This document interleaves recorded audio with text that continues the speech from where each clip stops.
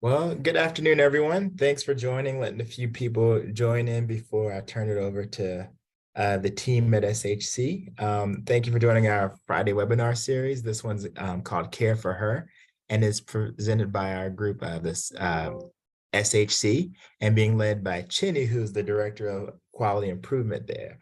And so we hope to have a fruitful discussion. If you have any questions, remember you can just put them in the Q&A below, but if you just kind of want to keep the conversation going and you have some thoughts or whatnot, you can put it in the chat box so we can recognize you there.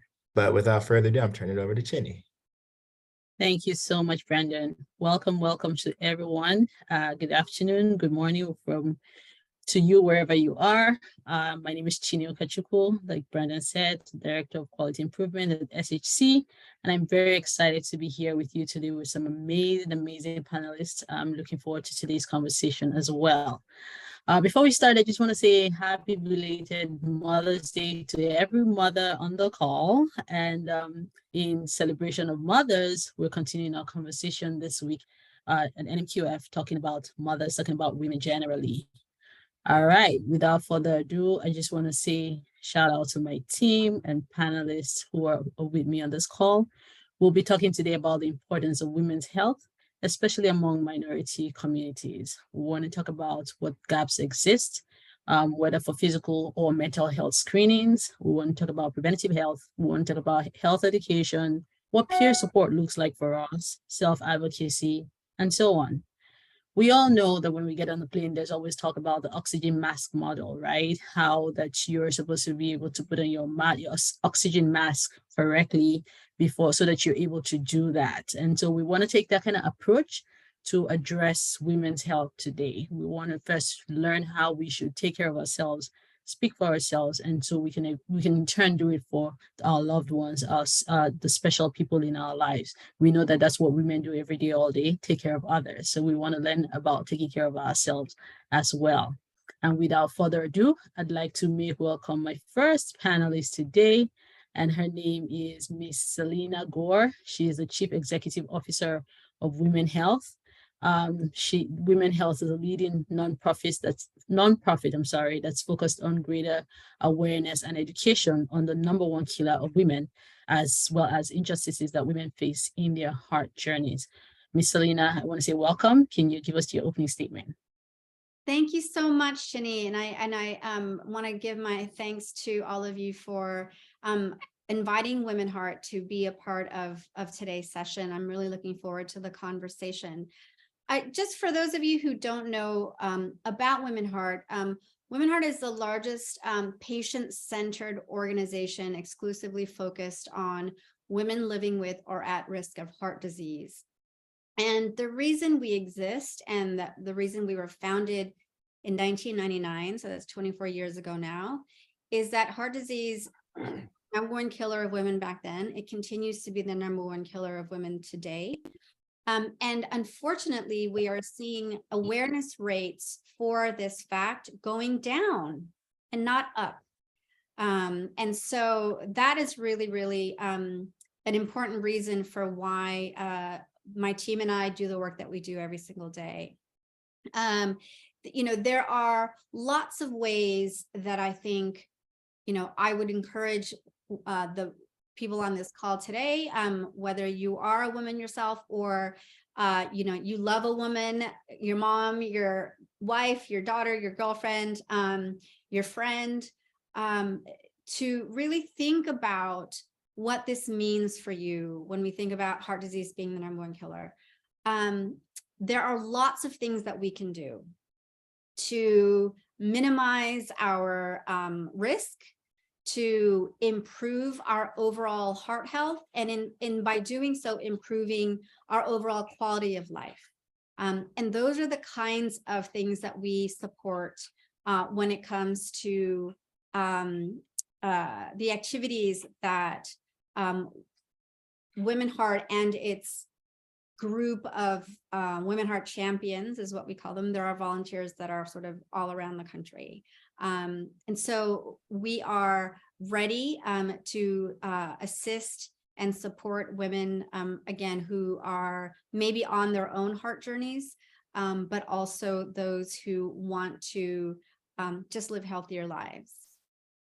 Thank you so much, Selena. You can already tell that this is going to be a very interesting conversation, and I'm really excited that you're part of the team today. Thanks, Selena. Next, I'll be introducing Miss Terry Branch. One thing about this amazing lady is her email address. Her email address is Strong Woman of Color. And I think that's phenomenal because it speaks a lot to who she is. She's a serial entrepreneur as well as a UMD Hair Wellness Warriors. And that's one of our community programs that we do here at SHC. Terry is a Virginia native who wears a lot of titles. Like I said, I will not try to tell you what those titles are. I'll just hand it over to her so she can do a better introduction of herself. Over to you, Terry. Oh, thank you guys for having me. I look forward to this conversation.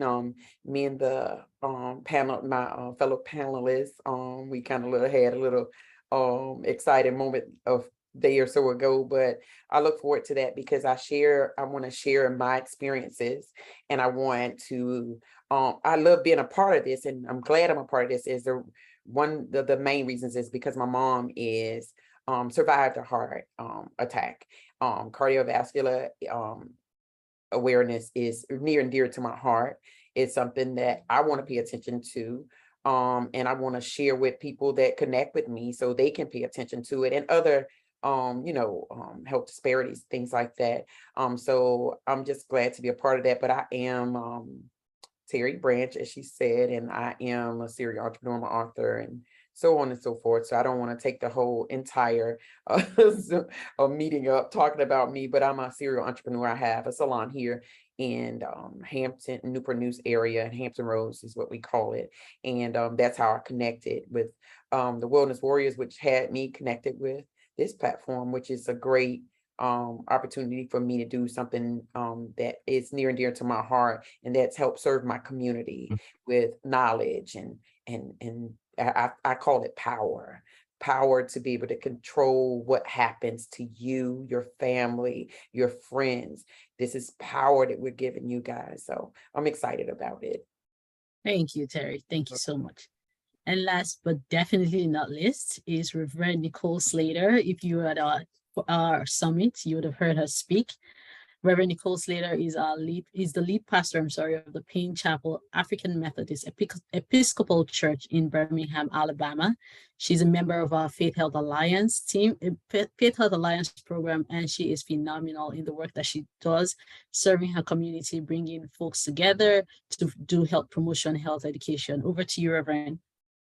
Thank you, Chinnie, and greetings to everyone today. I, like my fellow colleagues here, am looking forward to today's conversation. At Payne Chapel, Birmingham, we have the privileged opportunity of extending God's hand beyond the walls of our church. Our work is hinged on community education, and our goal is to bridge the continually widening gap between healthcare and those who need it.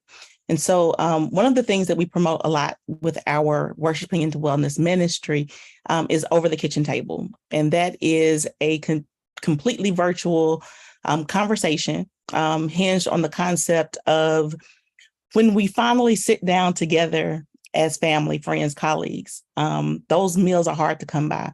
And so sitting at the kitchen table is where it used to be, where we talked about life and what life brings and everything that comes with it.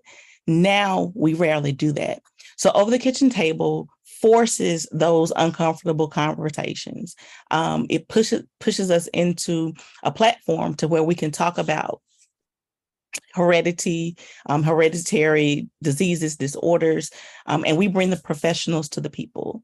And so we like to take the work, make it a little easier, contextualize it for the folks who are watching, and make the information easy to understand and easy to receive. So you have a whole lot of health topics, and maybe we'll get into some of those today, that are leading killers, especially among women. We like to shine a light on those uncomfortable moments, uncomfortable questions, know your body, advocacy, and bring it right there to the people at the kitchen table. Awesome. I love it. Thank you so much, Reverend. Thank you. All right. So talking to you, Selena, you were already talking about heart disease, number one killer. Tell us a little bit more about that. In the work that you do, why is it important to get those screenings? Why is it important to learn about those things? Why is it important to talk to women, especially about cardiometabolic disease and CVD? And then how does it show up for women? How does it show up, especially women of color? Can you talk to us a little bit more, please? Celine, this is for you. Sorry, I was on mute. Oh. I thank you for the question. You know, it is 2023, and yet we are still fighting this fight. And the fight that we're fighting is that I think there is still this perception out there that heart disease is a man's disease, that heart attacks happen to men. When you think about heart attacks that you've seen on television, is it a woman, or is it 9 times out of 10 a man? We often talk about the Hollywood heart attack, and it's normally a white middle-aged man clutching his chest, you know, and sort of, you know, keeling over, right? We very rarely, if ever, see a woman having a heart attack. And part of that is that in many women, heart attacks look different. So not only do we need to raise awareness about heart disease being the woman's #1 killer, but we also need to raise awareness about how heart disease looks in women, because very often it looks different.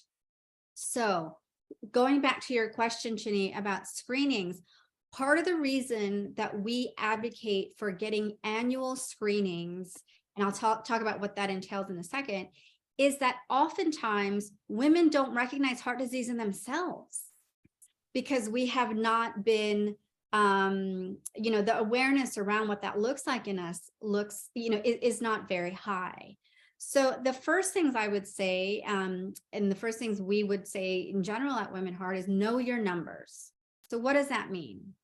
Everyone should know more or less what their blood pressure is, and know that anything over 120 over 80 is high blood pressure that needs to be addressed.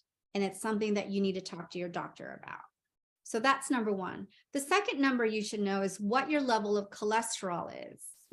Cholesterol is the number that tells you basically how much plaque, I use the technical term gunk, is in your arteries, right? Because then that will tell you what the chances are that you're going to have some kind of blockage, or even before that, chest pain, or have difficulty breathing. So knowing your blood pressure, knowing your cholesterol, and then another number that is really important is your blood sugar level, your A1C level. Now you might think, well, that is a number that's related to diabetes. Yes, it's true, but diabetes is so closely linked to heart disease that it's also really important to understand what that number is. So getting a handle for what that is, I think, is really important. Many doctors will say that it's advisable to get your blood pressure, cholesterol, and A1C levels checked every year, which I think is a good starting point. But I would even go further. I would encourage you to have a blood pressure cuff at home. You know, if for those Costco members, I'm a Costco member, I'm sure lots of Costco members out there, those things go on sale on a regular basis at Costco. I bought my blood pressure cuff at Costco. It's $35. And for some people, I know that that's still not affordable, but for those who can afford it, it is value for money, because having an understanding for what your blood pressure is and getting to know, becoming friends with your blood pressure is really, really important. The second thing is, we're here to talk about women's health. Very rarely, though, is heart disease thought about as women's health. And that's something that I want to change. And, by being part of this conversation today, we are sort of changing that, right? This notion that, women's health is only about our reproductive health, or is only about our breast health. It's about our entire body. It's about all of the systems. The truth is that women's bodies are different to men's bodies, and therefore we experience disease, including heart disease, in different ways. The next thing I want to talk about is that cardiovascular disease is even greater in terms of the prevalence of it among women of color. And what is a big challenge for us as we think about this work and raising awareness in communities of color is that we might do the right thing because we feel chest pain and we feel shortness of breath, and then we go to the doctor and we tell them, this is what's happening. Women of color, unfortunately, are more likely to be sent home without a diagnosis.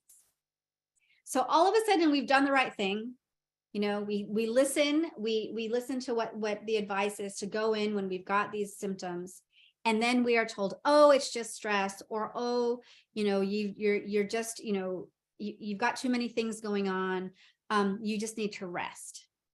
And this is the number one thing I will say: get to know your bodies. Get to know your body so that when somebody tells you it's nothing, you can tell them, I know that there's something here. I know that it's more than what you've assessed. So this is my top tip for anyone who is in that position.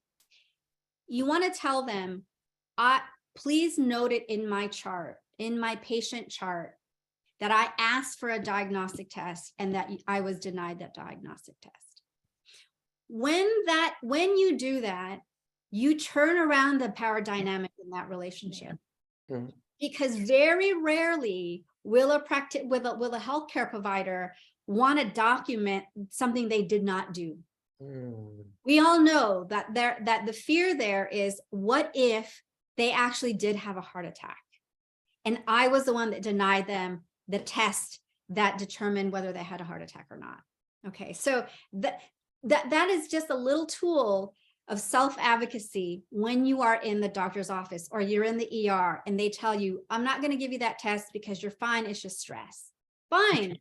You're not going to give me that test? Then please document it. Note it. Right. Note it that I asked for it and that you said no. I love it. That 9 times out of 10, you will change the power dynamic there. Thank you. I love it. And there's always a difference when you talk to a health educator, a health promoter, and when you talk to a doctor. This is clearly one of those examples. And thank you so much, Selena. I really appreciate having you here. Terry, I know some things are just, you can say that again. I know some things are already coming up from our conversation, but I just wanted to ask you, Terry, in your experience as a stylist, do you find that it's easy bringing up these conversations with women, your clients, talking about their health? Are there myths that you've heard that stop women from accessing care? Celine talked about turning the power dynamics, right? Have you ever heard such a thing among your clients, or is there something you've heard or some tips that you have, that usually will get your clients talking about their health and experiences they've had with either talking to their doctors or just being in the hospital or in doctor's offices? Okay, so with me, that was powerful. First of all, Selena, that's a tool that I think I would use even being on this platform. But to answer your question, it's so very easy for clients to talk to us. As everyone knows, they've always said ever since back in the day that when you come to your barber, your stylist or your barber, it's like coming to your counselor, your financial advisor, your healthcare professional, everything, because they tell us everything and they trust us with a lot of things. They trust conversations with us. With me and my clients are pretty easy. You have some people that are a little hesitant about taking advice, and not that we're forcing anything, but I'll give you one example. I had a personal experience with fibroid tumors myself. I kept passing out at work and I didn't know why. And later I found out I had fibroid tumors. Now keep in mind, and this kind of builds on a little bit of everything that you asked me, including the myths. Mm-hmm. I thought I was getting a little chunky, getting older. You see your grandmother back in the day, and they got a little chunky. So I'm thinking, okay, around the waistline, I'm getting a little chunky, not knowing that the fibroid tumors were contributing to that. I didn't know all these things kind of played on each other, and so later, when I passed out and the rescue squad had to take me to the hospital, I found out later that I had fibroid tumors. Long story short, they were removed. And so I had a client sitting in my chair, which was a good friend of mine. And she was saying, yeah, your stomach, you're trimming down. And I wish I could do this. And I would want to go do this and get surgical procedures. And I said, have you ever been checked for fibroid tumors? And she was talking about her cycle being heavy. And, she was telling me some of the same things that I was dealing with. And so I suggested that to her. And at first she was like, no, I don't think it's that. I just think, my grandmother. And I said, I thought the same thing. And that's a myth. Because yeah, you do have things happen to you that are hereditary. However, some things you just got to go get checked. And back when our grandparents and things, I thought back, they didn't have the tools that we have now. They didn't have the resources, and all the knowledge wasn't there with some of the things that are here today. So I was able to have a internal ultrasound, which they were able to detect what was going on with me. And initially, going back to what Selena said, the first doctor, I went to the emergency room because I was having a lot of pain, and they kind of like brushed me off and sent me home. And so they're doctors, so I'm thinking they're right, and something kept saying, no, that's not the end, because I kept feeling bad. And I just kept pushing that issue to a point where I ended up in front of the right doctor. And that doctor said, no, something isn't right. I'm going to send you to get an internal ultrasound. And when they did that internal ultrasound, now back up, when the rescue squad picked me up, they had to give me some type of medication because my heart was beating at 180, and they said it was like I was working out, and they said I could have went into cardiac arrest.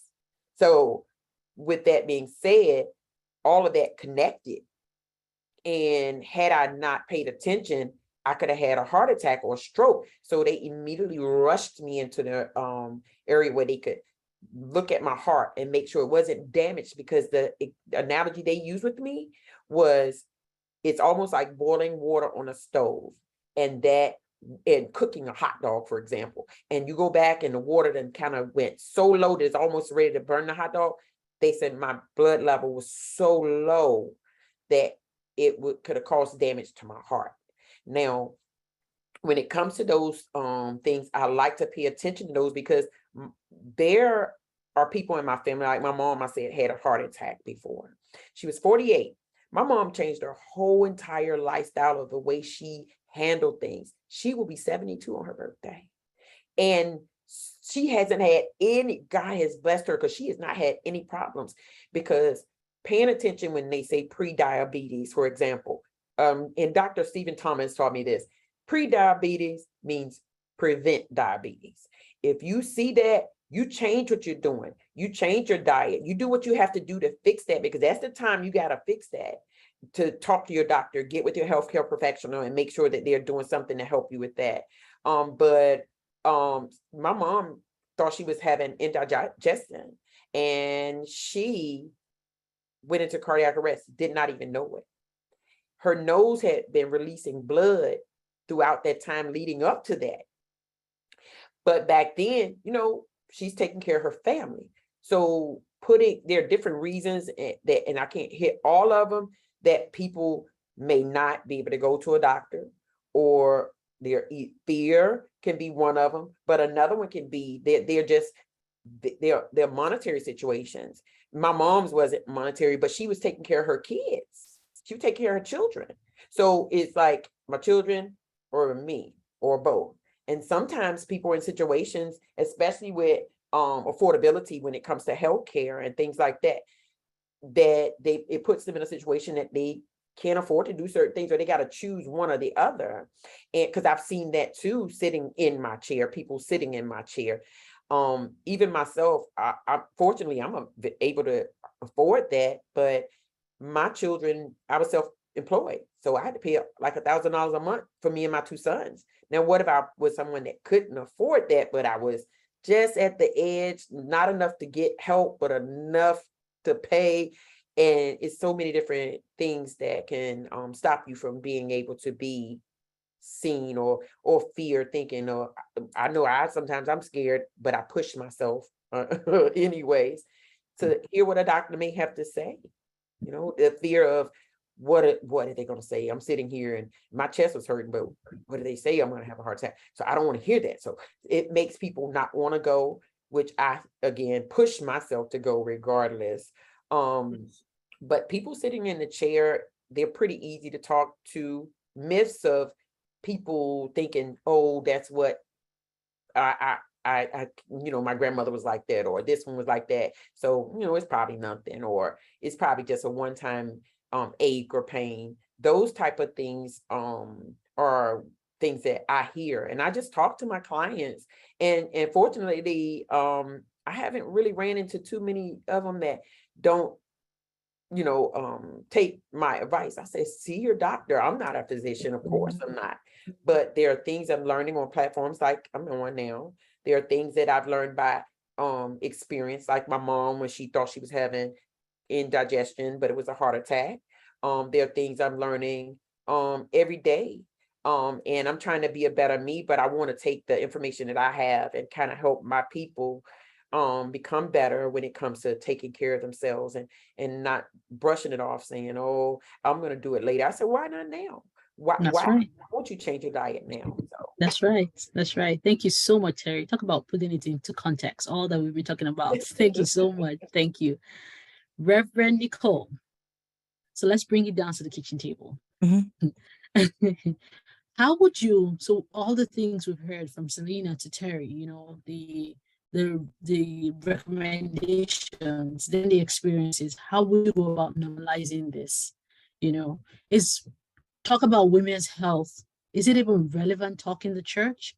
How would you bring it home? How would you encourage people to have these conversations in their circles, in their, make it normal so that we don't shy away from this. And even when it looks like we have to choose between our kids and our health, or some other thing that's very important in our health, it's normal to feel that way and still get help to address what's important at every point.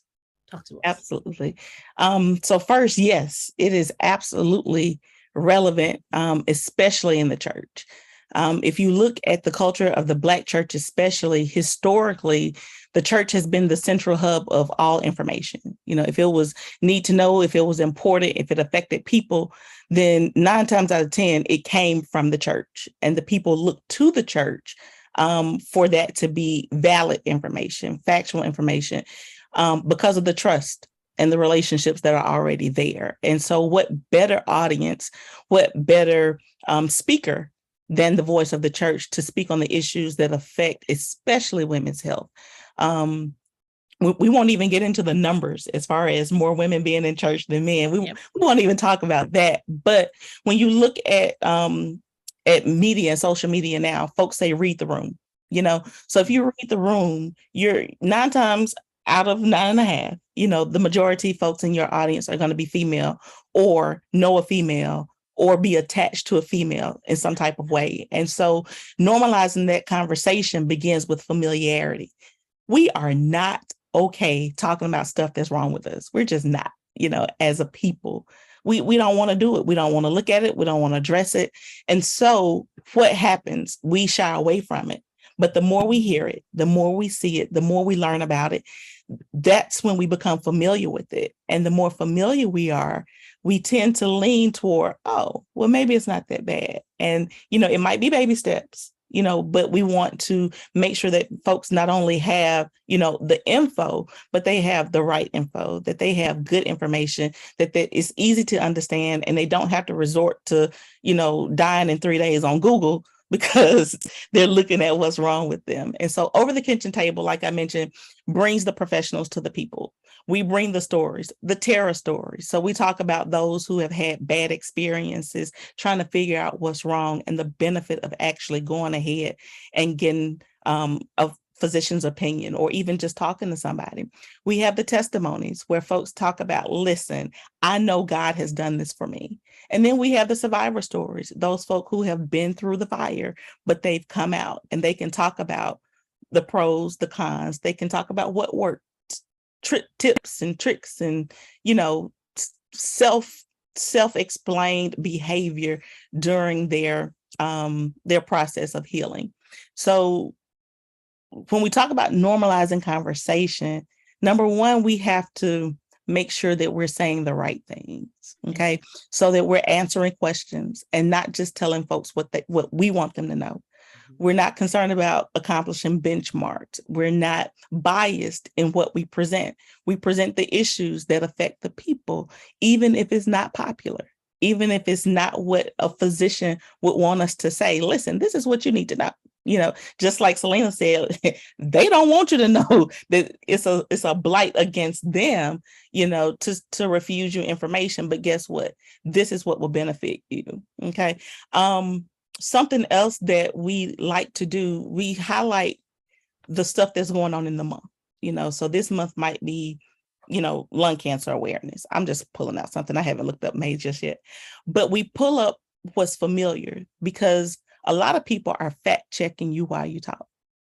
And so if they're gonna look, hey, give them some information that they can actually go and look up, and maybe they'll go down the rabbit hole, and that will leave room to convince them to go and do something different.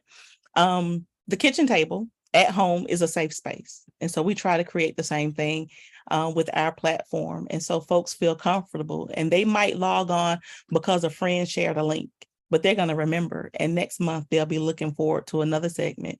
And so their information is going, and all they have to do is share it with someone else that they know. So is it relevant? Yes. How do we normalize the conversation? Make it familiar. Talk about it. And when more than one person talks about realistic issues using the key facts, the key terms, and not shrubbery talk. What is shrubbery talk? When we beat around the bush. Mhm. And Yeah. so when we talk about, you know, we need breast cancer screenings and not, hey, I need you to go look at your tatas. When we have realistic conversations about real issues and real processes, and it's more than just a hush-hush conversation in the corner, that's how we normalize it. So we talk to the whole family. We encourage families to go and get physicals together, go get vaccines together, and make it a family affair, because just like in our church, just like on our teams, just like in our communities, we are only as strong as our weakest link. That's right. Behind me, you see our mantra at Payne Chapel. We are better together, and we can only function as long as we are walking together. And if any of us is ill or sick or dies, come on now, that weakens our strength, especially in the community. And so when it comes to women's health, we got to normalize that conversation by making it familiar, not just among the sisters, but among the brothers too. Thank you so much. Oh my goodness. All right. So you Terry brought put in context, and now Reverend Nicole is giving you all the tips and tricks on how to make this normal. So you already know how to start. Thank you so much, Reverend. Really appreciate that. And I just want to encourage you all that are listening. If there's things you're thinking about as you're listening to us, please remember to put it in the chat. If you have questions for any of the panelists, please remember to put it in the Q&A box. All right, back to you, Selena. Talk to us about coronary screenings, age-appropriate screenings, resources that are available for folks to get the screenings, where to get education about screenings, how to know who's eligible for what, especially with regards to heart health, knowing your numbers and all of that. Yeah. Thanks for that question, Chinnie. You know, I would say that sort of the first stop is our website, womenheart.org. It is chock full of information, not just educational information, but it's also a place to get support. One thing that we recognize at Women Heart is that it's quite an emotional journey to be diagnosed with heart disease, or diagnosed with anything for that matter. And I know we said we'd speak about mental health, and I want to bring it up in this context that what women do very well, besides take care of others, is that we come together in community. And I want to go back to what the Reverend said about how difficult it is sometimes to talk about things that are very personal to us or about our health. But that is why creating these spaces of community for women to come together to share these, sometimes intimate details of our health is really, really critical. And that's going to also help us in our overall health and our overall quality of life. You asked about screenings, and I mentioned as before that it's really important to have these annual checkups. And I realize now in listening back and thinking back to what Terry said about some folks may not be able to actually afford, various things. Even access to healthcare is a challenge for some. I would encourage you to visit your local community health center. There are things called federally qualified health centers. There's 1,400 around the country. There are lots of them. And actually the vast majority of heart disease is not managed by cardiologists in this country. It's managed by primary care physicians and nurse practitioners. We don't have enough cardiologists here to treat how much heart disease there is in this country. So, making sure that you have the education that you need, and Women Heart is a great starting point. Making sure that you have a support network around you, whether that is wellness warriors, whether that is the church setting, as we've just heard the Reverend describe, or whether that is a support group at Women Heart. That's really, really critical. The second thing I would say is, going back to affordability, there's 3 sites that I would sort of encourage folks to go to. One is the healthcare.gov, looking at affordable health insurance plans, which, I would say, one of the biggest revolutions in the US is really the Affordable Care Act, back in during the Obama administration. Now, we're not at 100% coverage, but we're closer there than we were before the Affordable Care Act. So encouraging you all to look at what affordable healthcare looks like for you is one aspect. Another is that if you are taking medication and you're having a challenging time affording that medication, there are things called patient assistance programs at the various companies that manufacture the drugs that you might be taking. And there's a website called get.patientassistanceprograms.com, where it sort of lists out what all the different programs are. So that hopefully can be helpful to some of you. And then there are organizations sort of scattered throughout the country that are more community-based, that also offer financial assistance. So as an example, there's something called the Health Well Foundation at healthwellfoundation.org. And this is specific to folks who suffer from chronic heart failure as a diagnosis. And they provide financial assistance with there's some qualifications, or, there's some criteria that they have in order for you to qualify for their service or for their support. So I would encourage you to do a little bit of research, see what's available in your community, but also to reach out to other women who themselves may have gone down this road before you and who can help you kind of shorten this journey and find, and get you to resources maybe quicker than if you spent all day with Dr. Google. They can maybe direct you much more quickly to the support services that you might be in need of. Thank you so much, Selena. Terry Branch, I just wanted to hear from your perspective. You shared a lot about some experiences you had. You talked about myths. For someone who doesn't even know where to start, right? So I just talked about how important and how beneficial it could be to talk to someone who's not actually a doctor, because sometimes you just cut through all the jargon. How would you even start? What tips would you give to someone, about starting a conversation with someone she suspects that may be going through something, or she suspects needs to see a doctor, or she suspects may need some kind of education or support? How would you start that conversation? Well, I have also had that experience as well. I had a young lady that is she brings her son in to get his haircut all the time, keeps the little boy just as adorable as ever. I started out with a compliment. People like compliments. I started out with a compliment so she wouldn't feel attacked. Because sometimes people get offended, so you kind of watch the way you approach things. And I just kind of complimented on her on that. And I went into the conversation about healthcare. And we carried on, talked a little bit. And to be very frank, she was a little against anything medically because she says that the government is trying, to put stuff in people and to give you certain drugs and get you hooked on drugs. But keep in mind, she uses marijuana, not legal, whatever, way, but she uses that. So what I did is I had a conversation with her. I said, you have this beautiful young man over here, and don't you want to be here for him? And you take very good care of him. I said, but this is one really important piece of you taking care of him, is you taking care of you, because he's too young to be here without you. He would, he needs you right now.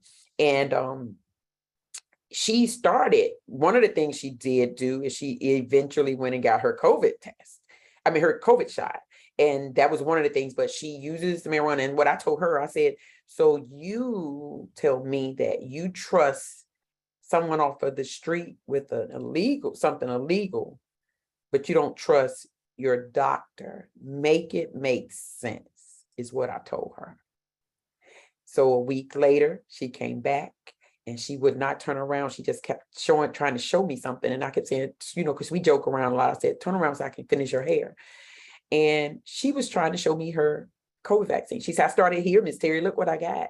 And that made me so proud to know that she paid attention to something that I said. And it was a simple conversation, nothing pushing her, just her talking about it, me talking about it, and she did it. But it's not really hard to just carry on a natural conversation with someone. Just a natural conversation and just letting it flow, no special way to do it. And it's effective. It's effective if you start out in the right way. Because again, some people think you're attacking them if you say certain things. If you say, well, one lady kept coughing the other day, and she was not for COVID. She kept saying she wasn't feeling well. And so I gave her a mask to put on. And I was a little cautious because I didn't want her to think I was trying to insinuate anything, but of course I have to take care of me first. And so I gave her a mask, and she wasn't offended by it, but some people do get offended if you're trying to talk to them about medical issues because they think they already know. And so I asked her, she said, yeah, because it ain't nothing too bad. I said, well, did you go to the doctor? She said, no, I didn't. I said, well, how do you know it's not anything?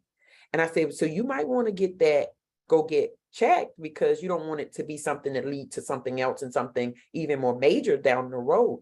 And this is an older lady, and she told me, she said, you know what, you were right.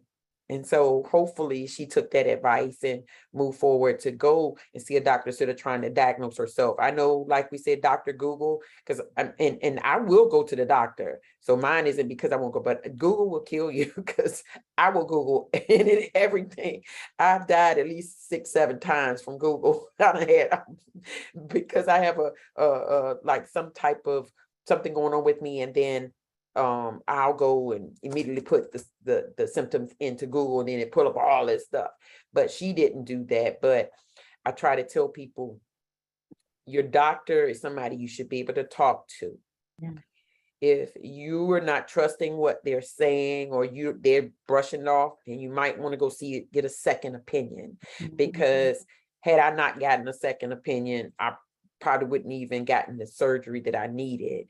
I would have been, and it could have eventually passing out and my blood being so low could eventually cause me to have heart issues later, because it would kept hitting it. And eventually, it could have caused a bigger problem. So talking to people is not a hard my job is really, really easy because we're already in conversation, but I would just say be natural with it and compliment first, and, start off soft and then go into it. And people usually are accepting of that, versus you need to go to the doctor.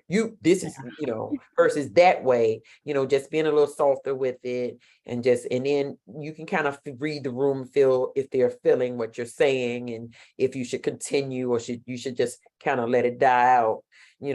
It's pretty easy. Thank you so much. Thank you so much, Terry. Really, really helpful tips. Really appreciate that. Can I jump in here? Yes. I want to just pick up on something that Terry was saying, and something also connected back to what the Reverend was saying about making things relatable to the everyday life that women are living, without shaming them or without putting them on the defensive, right? That is a very careful line to walk.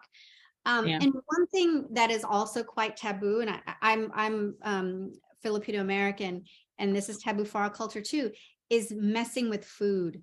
Food is, you've heard it more and more, food is medicine, right? But the type of food that each of our cultures eats to celebrate, right? And so there's a positive connection to these foods to celebrate, more often than not, go against our health. And that's taboo because there's so much sort of emotion and tied in and value, history and value tied into that. So one of the things that, as you were all speaking, I thought of was there are aspects of our diet that are healthy. So let's start there. Let's start finding, and this is true for health seeking behaviors in general. Let's start by celebrating what is good. Let's start by celebrating what they're doing right. That's right. And acknowledging, right, that's a great thing that you're doing X. The woman that you talked about who was using marijuana. Yeah, it's not great that she's getting it off the street, but we do know that marijuana is, has some medicinal effects, right? So, and I'm not saying we're advocating here to go out and smoke marijuana, but my point is starting with them where they are, opposed to coming in saying we need to change your diet, you need to exercise, and you need to go out and get a personal trainer, and you need to do all these things that are not realistic to the day-to-day life of that person. Absolutely. Thank you. Absolutely. Yep. Thank you so much. And Selena, I just wanted to point out that somebody had requested some of those websites in the chat.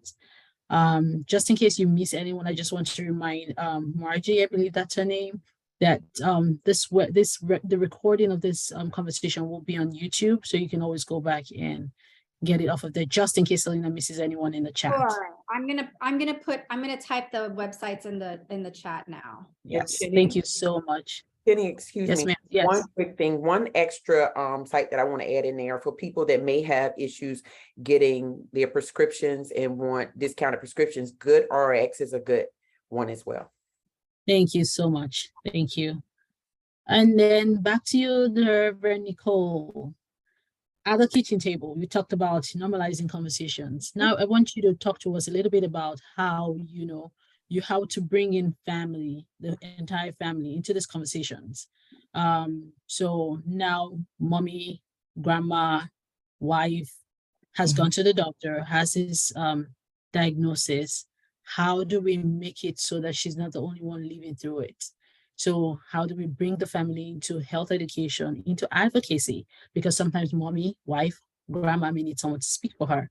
And then maybe even taking the experiences from mommy, just like Terry did, to be able to speak up for yourself, teaching that to our kids, teaching that to our loved ones. How do we do those things? Absolutely. And why to do those things?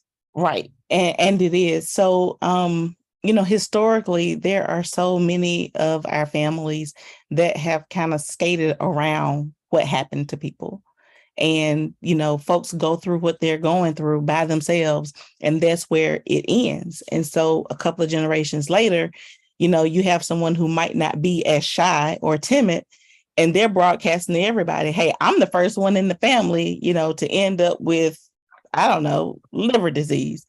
And they were like, well, no, Mhm. Timmy, Timmy had liver disease when he was 16, but we ain't have and that's when it starts to be uncovered. And so what we have found from folks sharing is that they had all types of inner feelings, inadequacy, insufficiency, feeling like they were the black sheep of the family because they were experiencing these sicknesses and these disorders, and they felt like something was wrong with them because they had never seen it in their families before. And so once they were brave enough to share it with the family member, as quiet as it was kept, like we like to say, they started learning that it had passed through their families generations before, and it wasn't as uncommon. And so what we have to do is bring everybody to the table. A lot of times we feel like we're ashamed, because of what's wrong. But once we normalize actually talking about all of us and not just the good, did you have a challenging day? You know what? Actually, I did. What was so challenging? I went to the doctor. I don't like what they said. As a matter of fact, I can't even say it yet, and we don't let them stay in that place. Or we help folks, just like they talked about somebody hurt their feelings or they broke up with someone. I got a divorce. All of those uncomfortable things in our lives are becoming easier to say now. We have to expand that when it comes to our health care, our well-being, and that not so good news as it comes. And we can talk about it when it comes up with other people. I'll give an example. For those who don't know, I'm also a licensed funeral director, and cremation is here in Alabama. And what I've learned is that when folks experience death, it helps to promote other conversations about end of life care and preparations. So you go to grandma's funeral, when you get to the house, it's easy to have that conversation with your own spouse or your own children to say, listen, now it's time for us to talk about life insurance. Now it's time to talk about, a living will or advanced healthcare directives. And so we can also lean on other people's experiences to bridge the gap for conversation with what's going on in our families. I heard so-and-so was diagnosed with breast cancer. How have you been feeling? Are you doing your checks? Are you sure you're not at risk? And we bridge into those conversations that way. And we teach our children, we teach our daughters when we have the sex conversations, when we teach them about caring for their hygiene when it comes to menstrual cycle and making sure that they are aware of their bodies. Then we teach them to help their friends. Hey, y'all cool. Y'all hang out a lot. Don't assume that her mom is having the same conversation with her. Mm-hmm. Share this information with your friends, and so that's how we start bridging the gap earlier in life so that when our folks are talking, our friends, our colleagues, those who matter to us, those who are near and dear to us, when they're having these conversations about what they ate and what they want to see and what concerts they want to go to, how much they pay for concert tickets, then we use those as segues to get that other health information in there. And also with our seniors, we got to pay especially close attention to our senior citizens. And just because they get older doesn't mean they shouldn't stop doing some of the stuff that we do when we're younger, especially, young women. So make sure that they're well aware of how they feel all over their bodies, even though we might feel some type of way about asking them. That's right. Thank you so much. Thank you so much. Those are very helpful tips. I hope you all have enjoyed this as much as I have. I truly cannot appreciate you enough, Celine, Reverend, and Ms. Terry. It's been an amazing conversation, and I hope that we will be able, most of us on the call, or all of us on the call, will be able to use the tips that we've learned from here. I know I will. I've learned a lot today. And just in closing, we're almost at time. In 1 minute each, I just want you all to give a closing statement, what you hope that someone took away from here, or just whatever you want to close with. Thank you. Selena. Good health is possible, and you can make it happen. Ooh, love it. Ms. Terry. Take care of you, take care of your neighbor, take care of your family members. just take care of your everybody is family. I don't feel like I meet any strangers. So I feel like share that information with your neighbors, share it with your friends, share it with your mom, your brothers, your sisters, everybody, and just help everybody stay healthy. Thank you. Thank you. Reverend Nicole. Be intentional about creating a kitchen table experience for your family and those who matter to you. Bring them together. Force those uncomfortable conversations so that we can normalize healthcare, wellness, and taking care of ourselves. Thank you. Really appreciate you. And although we were not able to talk a lot about mental health, I hope that you take some of these tips into that space as well. Being intentional, taking care of everyone in your circle and knowing that good mental health is possible and that you can make it happen. Thank you again for joining us. Since there are no questions at this time, I still don't see any, just Margie's requests for the websites that Selena and Mystery have graciously put in the chat. I will give everyone back about 4 minutes of your time. And I want to say thank you again from NMQF and especially the SHC team. And we hope we can do this again sometime soon. Have a good weekend, everyone. Bye.